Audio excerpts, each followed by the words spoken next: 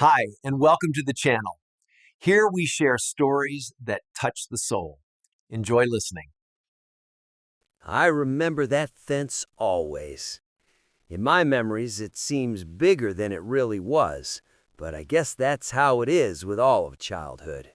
Everything felt taller, wider, scarier. The planks were dark, soaked with tar, and my dad nailed them like he was building something that would last forever. I'd run my hands over 'em and feel the heat of the sun baked into the wood. And right there, you always heard that familiar creak, like an old voice that never shut up. For me, it was the lime. Here was our yard, our family, our right side. Over there was the outside. Since I was a little kid, I was told not to look over there. My mama would scold me, "Johnny, don't go near the fence. Don't stand by it." In her voice, there was more than just a warning. There was something like disgust, as if something dangerous or dirty was behind that wood. Dad explained it differently, but his words stuck with me deeper. They're not our people, and it's best we don't know 'em. I was too small then to really get who he meant, but I figured it out fast. Because over the fence lived the neighbors, black people, Harold's family. During the day, I'd hear them moving around their yard. Sometimes I'd hear laughter or singing. Oh, that singing I remember like it's still happening. Voices, deep and strong, mixed together into something that just pulled me to the fence to listen. It was nothing like our Sunday church hymns. It was real, straight from the gut. But every time I stopped by those planks, something would tighten in my chest. Forbidden. It's not yours. Still, I was curious. I could see the shapes of the kids through the cracks, hear their giggling. There was a boy my age. His laughter was loud and clear, like he wasn't afraid of a thing. I was jealous, because laughing out loud wasn't the done thing in our house. One time I got the nerve to ask Dad. We were fixing the fence because some of the boards had rotted out. I was holding the nails and he was hammering. I watched him drive the metal into the wood with all his strength, and suddenly it slipped out. "Dad, why do we make it so high? Why can't we see what's over there?" He looked at me like I'd said something stupid, wiped his sweaty forehead, and answered, "Because that's how it's supposed to be. We shouldn't see them, and they shouldn't see us, and you'd better never ask about it again." His voice was sharp, like a slap. I shut up, but inside I knew that explanation was wrong. A kid's heart felt more than it understood, because I had heard their laughter, and laughter can't be dangerous. A few years went by. I started school, and that's when everything got clearer. In our town, there were two schools, one for whites, one for blacks. They used old books we were done with, rode a different bus, and wore worn-out clothes. And even though we, the white kids, often made fun of them, deep down inside me a thought flickered. Why is it like this? Why are we better just because our skin is lighter? But asking those questions out loud was impossible. At home, I'd just be forced to shut up, and at school, I might get a beating. So I kept my thoughts inside and learned to live the way that was right. But everything changed one hot summer day. I was playing ball in the yard. It was my favorite Christmas present from my grandpa. I was throwing it up higher than I could reach, catching it, bouncing it off the ground, and then I hit it too hard. The ball flew right over the fence. I froze. My throat went dry, because I knew this was the end. Mom would yell, Dad would punish me, and the worst part, now it was in the forbidden world. I stood there, glued to the spot, staring at the fence, and then I heard a voice said, "Hey, is this your ball?" I flinched. Dark eyes were peeking over the fence. Before I could answer, the ball flew back over the planks and landed at my feet. I picked it up, and only then did I manage to say, "Yeah, thanks." The eyes reappeared over the fence, and the voice said, "What's your name?" I swallowed, scared someone would hear, but I answered, "Johnny." He smiled, "I'm Sam." That day, a new life started for me. We started talking through the fence. At first, in whispers so our parents wouldn't hear. I told him about school. He told me about helping his dad in the field. We shared kids' secrets and laughed. I even tossed my comic books over once in a while, and he'd show me his drawings. The fence didn't feel like a wall anymore. It became like a door we were slowly learning to open. But I knew well, if my parents found out, I'd be in trouble. So our friendship was a secret. We even came up with our own signal. 3 taps on the board meant one of us was there. Sometimes at night, I'd lay in bed and wait for that knock, and when I heard it, my heart would jump out of my chest with joy. But one time, we got caught. It was early evening. We were talking and laughing when suddenly my dad's sharp voice came from behind me. "What are you doing over there, Johnny?" I jumped, spun around, and saw his figure in the doorway. His eyes narrowed. He walked closer, looked through a crack, and saw Sam. His face went gray with rage. He grabbed my shoulder so hard I yelped and pulled me away. "I told you, stay away. Those aren't your friends. Those aren't your people." He was yelling loud enough for the neighbors to hear, and Sam just watched silently from his side. I'll never forget his eyes. Not angry, not scared, just sad. That night, I cried into my pillow. I felt like I'd done something wrong, not because I talked to Sam, but because I'd betrayed myself by letting my dad cut off my friendship like that. But the next morning, I heard 3 light knocks on the board, and I knew Sam hadn't given up. We kept going, despite the warnings, despite the fear. And the older we got, the more we felt it. That fence between us wasn't just boards. It was a wall the grown-ups built inside our heads. I grew up feeling like I lived on the border of 2 worlds. One world taught me to hate. The other taught me to laugh and sing. And a question grew in me that I was scared to say out loud. What if my parents are wrong? I carry those memories with me still, because it was right there, by that old fence, that I first understood everything they teach us about other people isn't always the truth.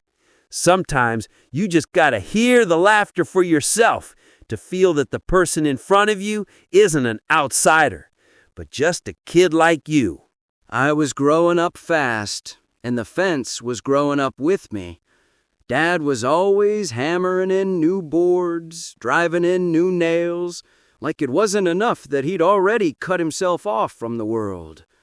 Every year, the wood got darker, taller, colder, and sometimes it felt like it was growing faster than me. I'd leave for school, it was standing there. I'd come back, it was still hanging over me like a verdict.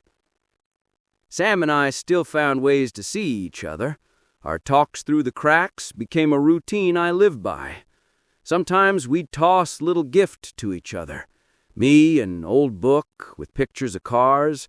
Him, a slingshot he'd made himself. Everything was simple, childish, but I knew it was a real friendship. It was born in the shadow of the hatred the grown-ups were breeding. But that's what made it even more valuable to me. Time passed, and I started to understand that the rules were getting stricter. At school, the teachers only talked about the black folks as a problem. On the streets, you heard swearing more and more often, and sometimes there were even fights. I didn't get politics yet, but I heard Dad cursing the president in the evenings, cursing equal rights and how the world was supposedly going to hell. For him, it was simple. Us and them. 2 riverbanks that would never meet. The first big clash between our families happened when I was in the 7th grade. It was spring. warm and rainy.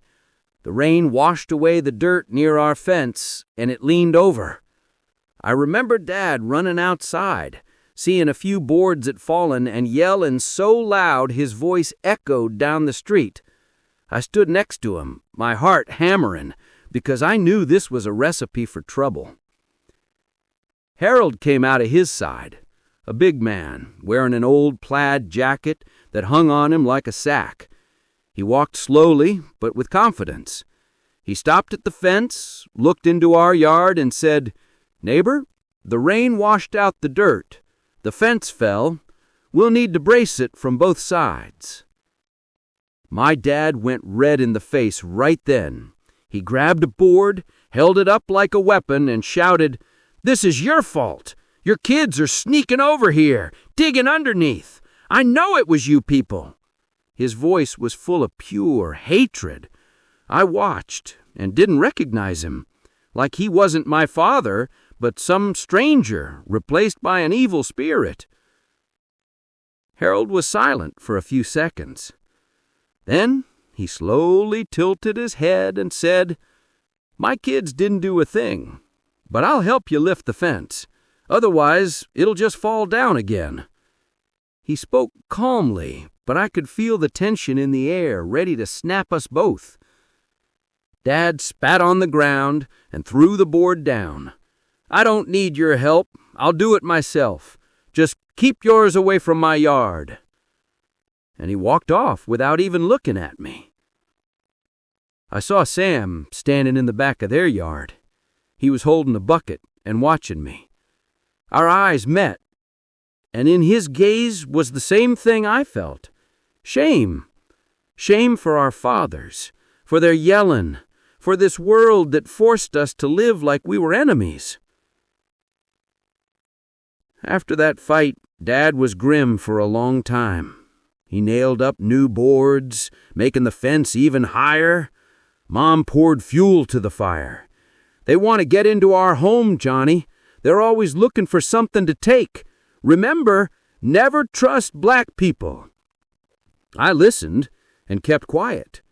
But inside, I couldn't believe her anymore, because I knew Sam. Things were getting tougher at school, too. One day, the guys and I were walking home, and I heard one of them say, "That little kid from Harold's yard, if he wasn't around, our neighborhood would be better." I clenched my fists. I wanted to tell him he was lying, but I stayed silent. I was scared, and I hated myself for that fear. Sam and I kept seeing each other, only now we talked more carefully. Our conversations were often short, broken, because I was constantly looking over my shoulder. What if someone hears? But we held on to that thread of friendship. It was our little war against a big hatred. A chicken from our yard somehow got through a gap in the fence and ended up in Harold's yard. I still remember Mom screaming like it was gold, not a bird. She ran out into the yard and started yelling, "They stole it! They stole our chicken!" Harold's wife, Mrs. Ruth, came out to meet her with the chicken in her hands and said, "It's your bird. It just flew over. Take it." She held it out, but Mom yelled even louder, "Don't pretend. I know you steal. You always steal." I stood there and couldn't believe this was really happening. I saw Ruth's face. She was calm, but her eyes were shining with tears. She slowly put the chicken on the ground and walked away. And I knew then, sometimes injustice can be so loud that you want to cover your ears and scream yourself. Back home, Mom grumbled for a long time. "Those people always take what belongs to others. That's just how they are." I kept quiet, but all I could hear in my head were Sam's words to me once. "My dad says we're all the same. It's just people who are different, good or bad." And I started thinking, maybe it's my mom who's wrong. Slowly, I figured it out. The world around me wasn't just divided by a fence. In town, at school, even in our church, There were boundaries everywhere, and the older I got, the harder it was to live with them. I felt that sooner or later, something was going to happen, something big and terrifying, and that this fence between us would either fall down or crush us all. And I wasn't wrong, because I didn't know yet the biggest conflict and the real test were still ahead. But those first fights, those first insults and yells, I was already 14 when things started changing in a way that even I, a teenager, could feel. The old days weren't coming back. Our town had always been quiet, but something was smoldering inside, like embers under ashes. And that summer, it finally caught fire. I remember the first night people showed up on the street with torches. They walked in a group, shouting slogans and hitting fences with sticks to scare folks. My father stood on the porch, watching 'em pass. I saw approval in his eyes. I heard him tell Mom, "That's how it's done. Let 'em know their place." I didn't get everything then, but my heart tightened. I had a feeling that this night was going to be the start of big trouble. The next day, Sam and I met at the crack in the fence. He looked worried. "Did you hear?" he whispered. I nodded. "Dad says they might come back and that we got to stick together. But—" He stopped, then added, "I'm scared, Johnny." I was scared too, but I couldn't admit it to him. Instead, I said, "Don't worry, they won't do anything to you." But the words felt hollow, even to me. A few weeks later, school became a nightmare. Kids were repeating what they heard from the grown-ups. Someone drew slurs on the chalkboard with chalk. Others threw rocks at those who were different. And I saw it break in Sam. His voice got quieter, his shoulders slumped. But when we were alone, he still laughed, told jokes, and showed me the wooden toys he carved with his knife. I knew he was trying to hold on, trying not to look weak. But the world was pressuring both of us. One evening, Dad came home really agitated. He slammed the door, grabbed the newspaper, and showed Mom the headline, "Black families demand equal rights at city council." He screamed, "They want to take our lives, our jobs, our land." Mom agreed with him, and I sat in the corner listening. And something new started to grow in me, anger. Not at the people he was blaming, but at my own father. Because I knew nobody wanted to take anything. Sam just wanted to live, just like me. I couldn't sleep much that night. His voice kept ringing in my head. Our land, our lives. I looked out the window at the dark fence and thought, is it only his land? Are our dreams less important than his? Soon after, an incident happened that split our street for good. One day, a cash register went missing from the general store. No one saw who took it, but rumors spread instantly. And of course, the first words I heard from the neighbors were, "It was one of them for sure." Nobody even tried to look for proof. Just the fact that Harold's family lived in town was enough. When Dad came home that night, he was furious. He threw his hat on the table and yelled, "See that, Johnny? They're thieves. Always have been and always will be." I couldn't take it anymore, and for the first time in my life, I talked back. "What if someone else did it? Why do you always blame them?" The room went silent. Dad slowly lifted his head and looked at me. His eyes were ice cold. "What did you say?" His voice was shaken, not from fear, but from rage. I felt my legs getting wobbly, but I repeated, "I know Sam, he would never do that." Then he slammed his fist on the table so hard the dishes jumped. "Don't you dare say his name in this house. You hear me? He's not your friend. He's the enemy. And if I hear that from you one more time, you'll regret it."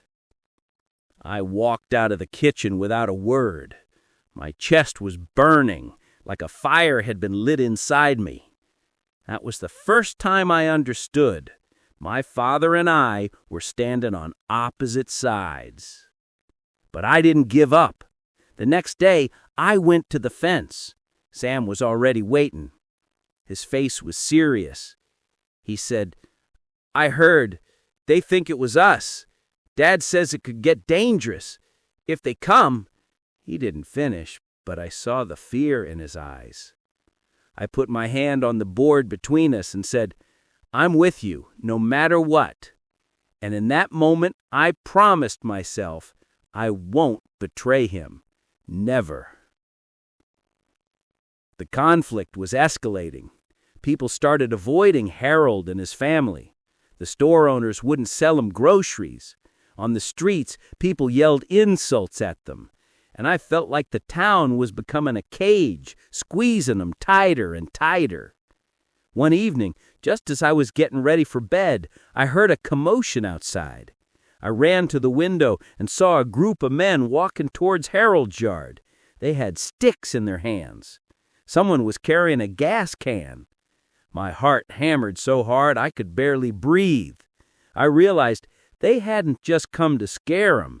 They'd come to do something awful. I jumped up and bolted outside. Mom was yelling after me, but I didn't listen.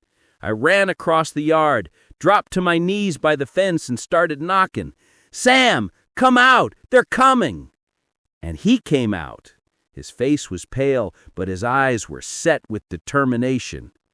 "Johnny, what are we going to do?" he asked. And I didn't know. I was just a kid who suddenly found himself in the middle of a grown-up war. And then I knew. Now we were both dragged into something that couldn't be stopped. That night, our little war began. A war between 2 yards, 2 families, 2 worlds. It forced me to grow up fast, because in moments like that, there's no room for kids' games or naive dreams. There's only a choice: betray or stay true. And I made my choice. That summer was hot and heavy, like nothing I'd ever experienced. The air was thick like syrup, and the smell of dust and grass hung low over our town. I could feel everything happening was picking up speed. The old conflicts, which used to feel like just yelling and arguing, were turning into something real and dangerous now. One evening, just as the sun was going down, Dad told me to help him secure the boards on the fence. I walked over, trying not to breathe too loud because I knew every sound might draw the neighbors out, and I didn't want Sam to see how mad my father was getting. But that's when I saw him. Sam was standing on his side of the fence, watching us work carefully. His face was serious, almost grim, but his eyes shone with determination. "Johnny, are you sure about this?" he whispered when I glanced his way. I nodded. I couldn't show any doubt. We both knew it was up to us to keep this summer from becoming a disaster. The next day, everything exploded. A group of men showed up in our yard, angry, with sticks in their hands, their faces twisted with hatred. They walked slowly, but they meant business. I stood by the fence, holding my breath, watching as Dad raised his fist, ready to defend his territory. And on the other side, Sam and his older brother cautiously stepped out to meet him, holding their hands out in front of them. What happened next, I remember in vivid detail, and those memories still cut me deep. A yell, a hit, the echoing ring of wood that went all through the yard. Dust was flying, people were falling, sticks were scattering everywhere. I felt my heart jump out of my chest. I heard my father screaming, and then Sam's voice, "Johnny, get back!" I dove away, and he pushed me aside, saving me. And then something happened that changed our lives forever. One of the men who was lagging behind fell onto a fence board that wasn't secured yet. The board snapped, and he was seriously hurt. The scream ripped through the night, and I understood that this fight had just crossed a line. Sam and I sat hidden behind the fence, breathing heavily. His hand touched mine, and we didn't say a word. There were no words left, just fear and the realization that adults can do terrible things, and we were just kids trying to survive. That night, our families were silent. No one slept, and I could hear Dad pacing in the room, unable to find peace. Mom was crying softly because she knew this could end up worse. Sam didn't come out to meet me either, and we both understood that this night was a breaking point. The next few days were filled with a silence that weighed heavier than any shouting. At school, I saw my friends sneering about what happened and how other kids kept their distance from us. I felt like the town had changed, that its little world looked like lava that could erupt at any moment. And in that time, I started to understand something really important. Adults build their wars, but we, the kids, could build our own world. We could decide who to love and who to hate, and I decided that Sam was my friend, despite all the threats, the fear, and my father's orders. We kept meeting in secret. Even after that incident, even when our parents forbade it, we played games, told each other secrets, and passed little gifts through the cracks in the fence.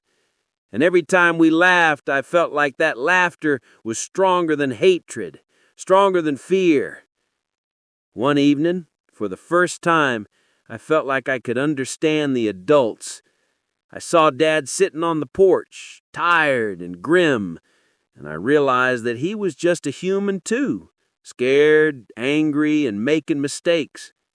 I saw Mom quietly crying, and I understood that her pain was no less real than my friendship with Sam. That summer taught me more than any school could. It taught me courage, a sense of fairness, and friendship. I understood that the fence wasn't just wood. It was a symbol of all the walls that adults build between people. And the crucial thing, those walls can be broken through, even when it seems impossible. I still remember Sam's eyes when we sat there at night, hiding from the world. They shined with trust and resolve, and I understood that friendship is a force that can get through any darkness, even through pain and fear. Even through the hatred of adults, you can hold on to something pure and real. And even though the summer was over and the scars remained on the fence, I felt warm inside, because I knew, despite everything, despite the conflicts and the tragedies, I had found a friend who became like family to me. And that lesson is going to stay with me for the rest of my life.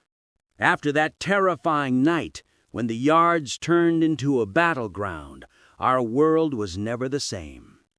I was haunted by the smell of dust, shattered wood, and the fear that lingered even after the yelling stopped. I'd wake up at night and hear my heartbeat echoing in my head louder than any noise from the evening before. Sam showed up the next day when I was sitting quietly by the old fence, which was still creaking from the hits. His face was grim, his eyes full of worry, but he tried to smile. "Johnny, you okay?" he asked. I nodded, but the words caught in my throat. How do you explain what happened to someone who's never witnessed the fear and violence of grown-ups? We both understood what happened couldn't be forgotten, but we didn't yet know how to live after it. I looked at Sam's hands holding his wooden toys and thought that these small objects, this simple friendship, were the only safe ground in my world. Inside the house, Dad was grim and silent. His eyes burned with anger and disappointment. Mom quietly tried to support him, but even she couldn't hide her fear. I saw the towel trembling in her hands and understood she was lost too, feeling the situation spiral out of control. Sam and I kept up our secret meetings.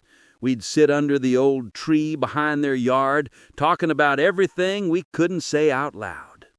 He talked about the fear he felt when his father looked at the neighbors, and I listened because I knew I felt the same thing. We discussed how justice wasn't always what the adults ordered, and that sometimes the greatest brave thing was just to stay decent when chaos was all around. A few days after that conflict, another incident happened that really showed us the price of hatred. A little puppy got lost in their yard. My mom, hearing about it, offered to help look, but Dad frowned. "Why should we get involved? That's their problem," he said. I felt something clutch inside my chest. Even in small things, in caring for an animal, the adults had taught us to treat each other like enemies. Sam and I found a gap in the fence and passed him a bowl of water. I saw him look at me and smiled softly. And then I understood. It's these moments, small, almost invisible, that can change hearts. They show that friendship and compassion are stronger than fear and hatred. But not all lessons come easy. One evening, one of the neighbors who'd been involved in the fight came over to our yard. His eyes were burning with rage. "You think you can just avoid violence?" he yelled. I stood behind the fence, holding Sam's hands, and felt my heart pound so hard it seemed like it might burst out. I realized even the purest intentions can be met with the cruelty of the world. Sam tried to calm him down, but the man wasn't listening. I saw his gaze full of hurt and fury. And then something happened that changed our understanding of reality forever. The man tried to kick down our little wooden fort where we were hiding. It shattered to pieces, and I fell down, protecting Sam's hands from the impact. We both lay on the ground, breathing hard, and I understood that life sometimes teaches us in the toughest ways. But at the same time, I felt a new strength, the strength of friendship that withstands hits and fear. We got up, cleared the remains of the fort, and looked at each other. The same determination shone in his eyes that I felt in myself. In those days, I started to understand that the walls between people aren't always visible. They grow from fear, resentment, and misunderstanding. But if you find even one thread of trust, even one tiny step forward, you can start tearing it down. And Sam and I decided that our friendship would be that thread. Every day brought new challenges. Our parents argued more often, the neighbors whispered behind our backs, and school became even more hostile. But I wasn't afraid anymore, because now I knew, even in chaos and violence, you can hold on to something pure, something that belongs to you, that no one can destroy.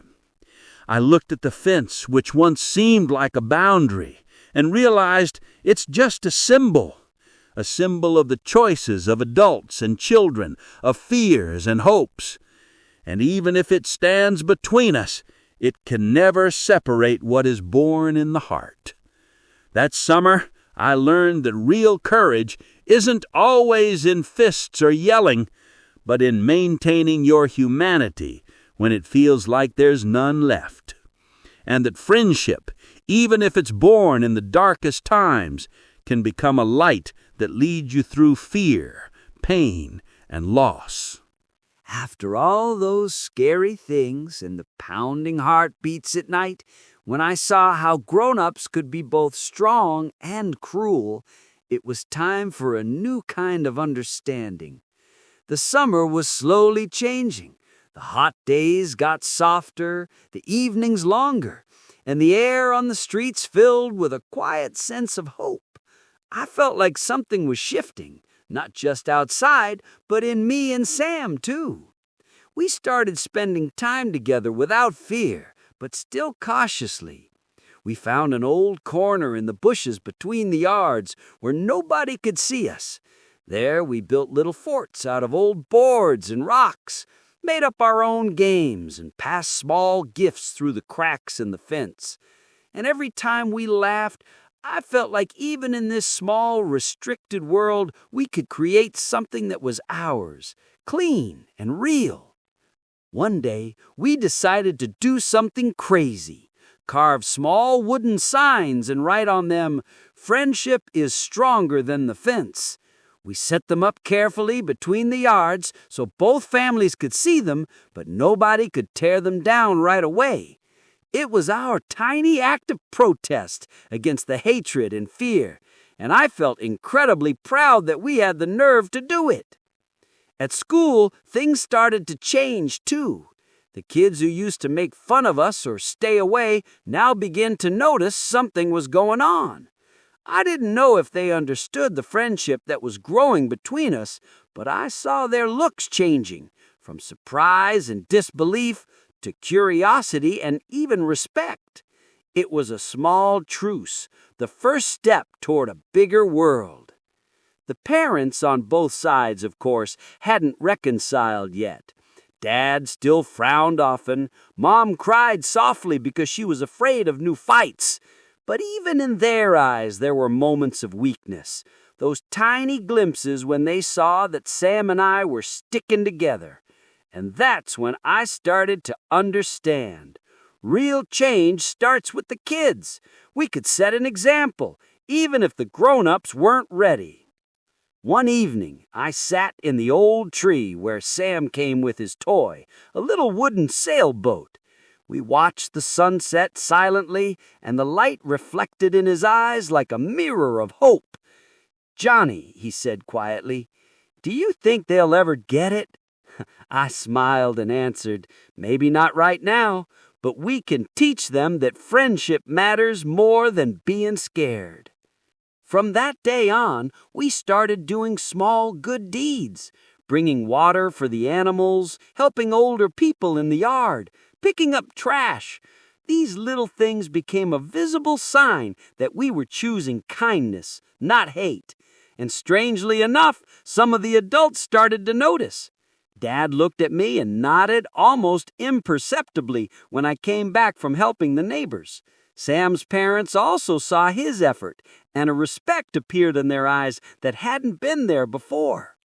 But the biggest lesson came when we stumbled upon an old neglected garden that belonged to Sam's family. There were trees that hadn't been cared for in a long time, so we decided to plant new ones. The dirt was heavy, our hands were filthy, but we worked together. And then I understood. Friendship isn't just about laughs and secrets. It's work. It's care. It's the willingness to build something better, even if others don't see the results right away. Sam laughed when we accidentally planted a tree crooked, and I laughed too. And in that moment, I felt like the world got a little bigger than it was before. Because even after all the fights, the fear, and the tears, you can find a path toward peace. The next day, we decided to show the neighbors what we had done. I was worried about Dad's reaction, but his face softened when he saw us carefully tending the little garden. He didn't say anything, but I felt that he was proud of us, and Sam's parents smiled too. And for the first time in months, the tension between the families eased up a bit. That summer, I learned more than I did in any school. I understood that friendship is stronger than fear and hate, that even in the darkest times you can find light, and that small acts of kindness have the power to change people's hearts. And even when the summer ended, the fence remained between the yards like a reminder of the past. But I already knew it could never separate us, our thoughts, our hearts. Sam and I kept meeting, laughing, creating, and supporting each other. And that lesson is what will stay with me for the rest of my life. Because sometimes the most powerful lessons aren't in the adults yelling or the battles between yards, but in those little moments of friendship that change us forever. The summer was winding down, and the air got cooler. The streets of town were filling up with the quiet footsteps of people heading home after long days of work. But I was left with the feeling that we had lived through more that summer than anyone else. Every day was a test, every meeting a new lesson. And now it was time to take stock, even if the world was still unfair.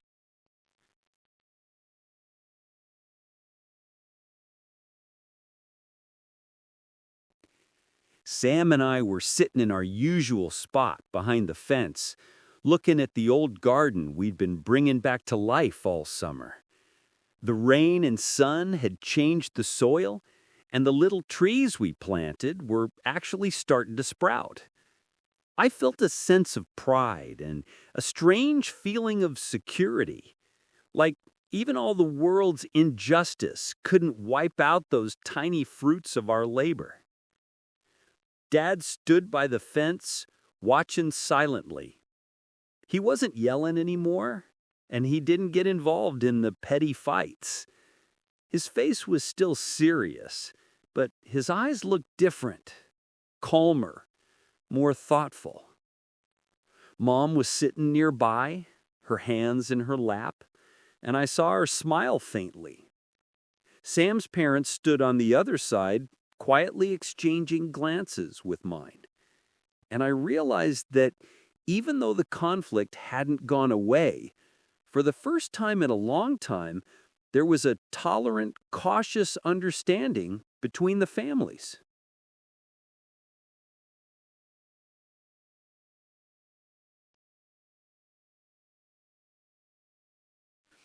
Sam and I went closer to the fence and showed our parents our work. The little trees, the small signs with the writing, "Friendship is stronger than the fence," neatly fastened to the old boards. The silence lasted a minute or two, then Dad slowly nodded. "You guys did good work," he said quietly, and I felt the weight of all the previous fears lift a little. Sam's parents smiled too, and I could see they were just as proud of him as I was of my friend.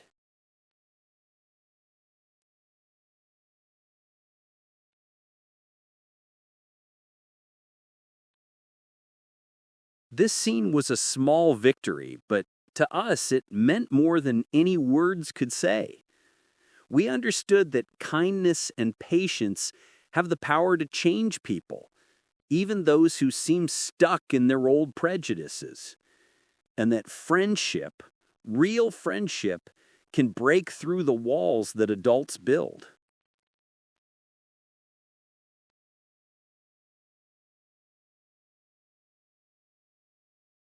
After that summer evening, we started doing even more. We cleaned up the yards, took care of the garden, brought water for the animals, and helped older folks in town. These were small acts, but they made a huge difference. Every time we did something helpful together, I saw the world around us get a little brighter as hatred and fear gave way to compassion and understanding.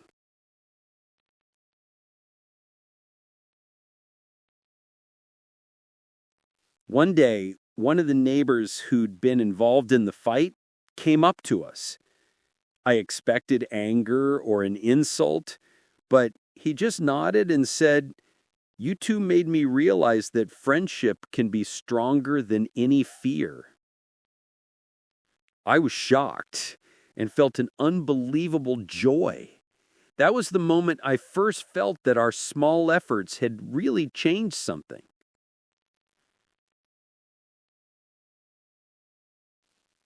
Sam and I sat on the old tree after that evening, watching the sunset, and quietly realizing we made it through a scary summer, survived conflicts, fear, pain, and even physical threat. But we remained friends, and that friendship became our strength, our shield. We understood that these moments are what form us as people. That evening, Dad looked at me, and for the first time all summer, he said something more than just a simple command or a warning. "Johnny, I see you've changed. You learned that what's important isn't just standing up for yourself, but understanding others." I nodded and felt that he was speaking not just as a father, but as a man who had been through his own journey and was starting to see his mistakes.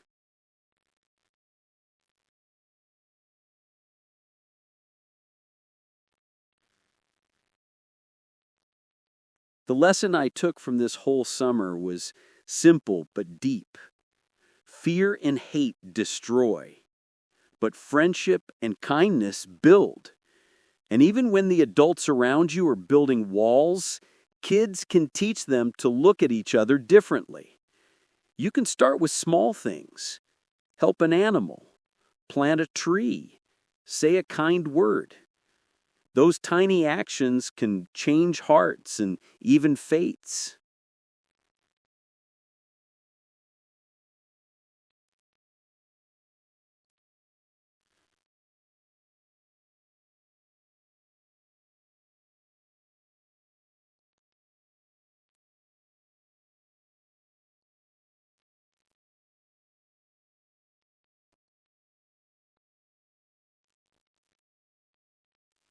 Sam and I spent the last days of summer playing in the garden, looking at the little trees we planted and imagining them growing up to be a symbol of our friendship.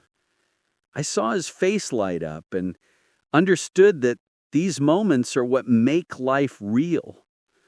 We both know there will be more challenges ahead, but now we're ready to face them together.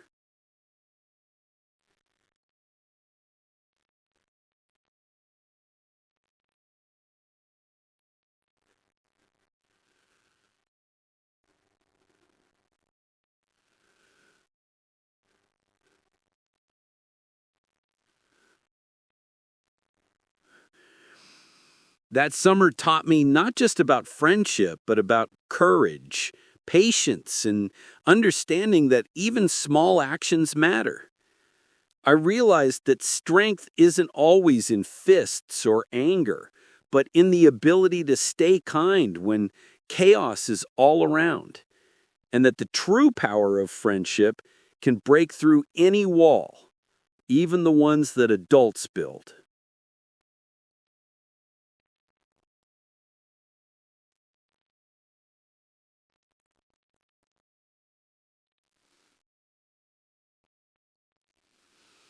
I still remember sitting in the tree on the last night of summer, watching the sunset and feeling peace. The world seemed big and scary to me, but at the same time, full of hope. And I knew, no matter what happens in the future, Sam and I will stay friends. Because the most important lessons in life don't come from grown-up orders or terrifying conflicts, but from those little moments when someone reaches out a hand, laughs with you, or stands by you during the toughest times. And those are the moments that make life real. Thank you so much for watching. If you enjoyed this story, don't forget to subscribe to the channel and stay with us for more.